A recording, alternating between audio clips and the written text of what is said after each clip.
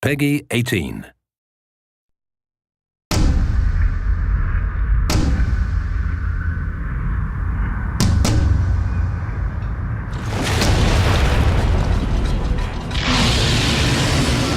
think one of the biggest challenges from any new fiction is that it's a blank slate. You can do anything. At first that sounds cool, like, hey, you can do anything, but then you realize, wow, I can do anything. And you gotta give yourself rules, you gotta come up with something that makes sense, stuff has to be together, fiction has to not contradict itself. Suddenly you realize that that blank slate's a lot more work than it initially seems it'll be. DarkSiders world was created pretty collaboratively. We all threw in ideas. You can't really pinpoint one originator of everything. As far as how the world plays, all the NPCs, all the different factions and fiction and stuff like that, that was kind of collaboratively made throughout the team. The story of DarkSiders is pretty deep, and we haven't actually fully revealed why the apocalypse happened. In a nutshell, you learned that there are forces between heaven and hell that are vying for control of Earth and certain other resources that lie somewhere between the two realms. And the Horsemen are caught up in the middle because they are ultimately the ones who are responsible for beginning and ending worlds.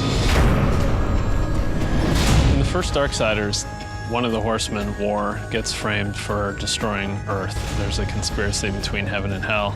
He sort of takes the blame, mankind's wiped out, and then he is stripped of his powers and imprisoned for 100 years. Then he's given a chance to come back and prove his innocence, and he's got to pretty much kill everyone involved.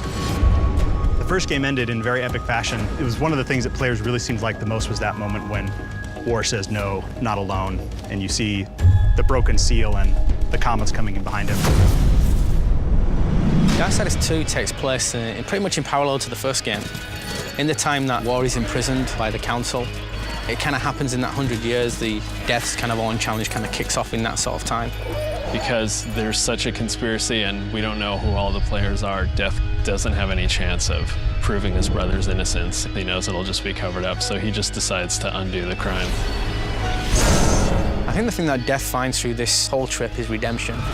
I mean, he's carrying a big weight on his shoulders all the way through the game, and, you know, it's kind of revealed to the player what sort of weight that he's actually carrying with him, both physically and mentally. The hardest part was getting it to the point where we knew we were making something special, but once we got there, we were off to the races.